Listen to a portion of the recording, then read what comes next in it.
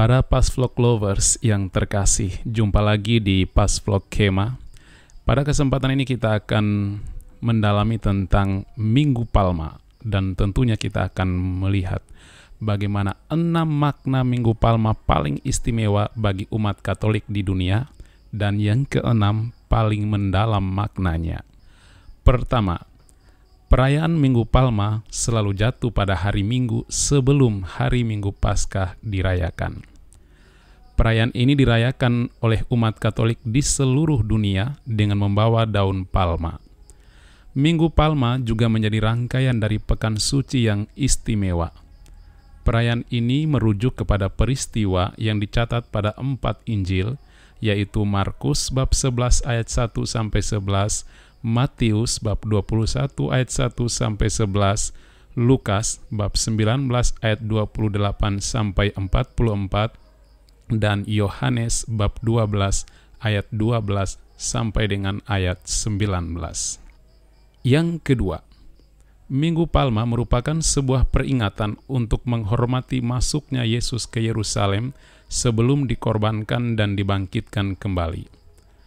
Masuknya Yesus Kristus ke kota suci Yerusalem adalah hal yang istimewa, sebab terjadinya sebelum Yesus mati dan bangkit dari kematian.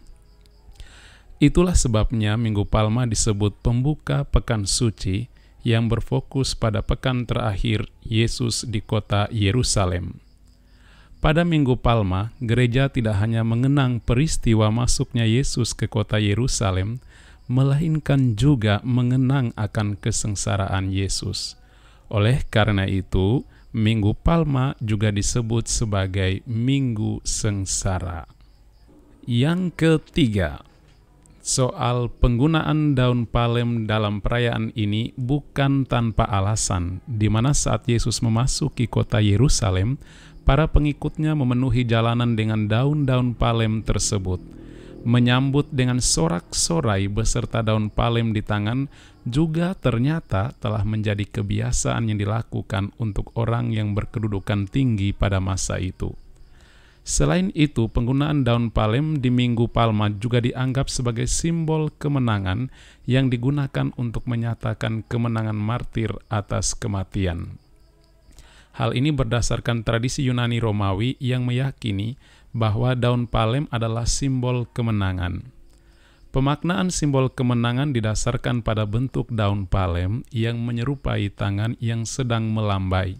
Lambaian telapak tangan tersebut menyerupai prosesi kemenangan. Secara simbolik, daun palma memberikan arti bahwa Minggu Palma menunjukkan kemenangan Yesus terhadap maut. Meski perayaan Minggu Palma identik dengan menggunakan daun palem, namun ternyata di beberapa negara tidak menggunakan daun tersebut untuk merayakan momen sakral ini. Di beberapa negara yang tidak memiliki pohon palem, mereka pun memanfaatkan tanaman lain untuk merayakan Minggu Palma, yaitu dengan menggunakan ranting atau bunga. Yang keempat, menyambut masuknya Yesus ke dalam kota Yerusalem. Daun palem yang dibawa oleh umat ataupun yang dibagikan oleh gereja akan memenuhi dekorasi gereja. Hal ini merupakan sebuah tanda bahwa jemaat ikut hadir menyambut masuknya Yesus ke dalam kota Yerusalem. Daun palem yang dibawa atau dibagikan tersebut akan dibakar untuk dipakai di perayaan Rabu Abu di tahun berikutnya. Hal ini bertujuan untuk menegaskan makna perayaan Rabu Abu. Keikutsertaan jemaat ditandai dengan cara melambaikan daun palem sambil bernyanyi, dan biasanya prosesi ini dilaksanakan di awal perayaan Ekaristi pada Minggu Palma. Yang kelima, filosofi warna hijau pada daun palem. Warna hijau pada daun palem identik dengan musim semi. Hal ini berdasarkan filosofi hadirnya musim semi yang menggantikan musim dingin. Musim dingin identik dengan berbagai kesusahan seperti tanaman yang mati sementara, udara dingin yang terasa menyulitkan, serta berbagai kesusahan yang diderita akibat musim dingin. Dengan hadirnya musim semi, maka kesusahan-kesusahan yang dirasakan itu menghilang satu persatu dan digantikan dengan keindahan dan kemudahan. Sebagaimana musim semi yang datang menggantikan musim dingin, Yesus datang memberikan keselamatan, suasana baru yang penuh damai dan sukacita yang merupakan ganti dari segala dosa dan duka cita. Yang keenam, Yesus menunggangi seekor keledai memasuki kota Yerusalem. Yang perlu dicatat bahwa Yesus memasuki kota Yerusalem dengan menunggangi keledai mempunyai makna bahwa Yesus datang membawa kedamaian. Yesus datang untuk membawa perdamaian bagi setiap orang, bukan permusuhan dan kebencian. Membaca kisah perjalanan Yesus saat memasuki kota Yerusalem akhirnya menimbulkan beberapa pertanyaan. Mengapa Yesus tidak mengendarai seekor kuda yang cepat dan gagah bagai seorang raja yang memasuki ibu kota kerajaannya? Mengapa Yesus malah memilih menunggang seekor keledai yang lamban saat memasuki kota Yerusalem? Keledai yang bernama Latin Equus asinus memang sering diidentikan dengan binatang yang lamban, lemah, dan bodoh.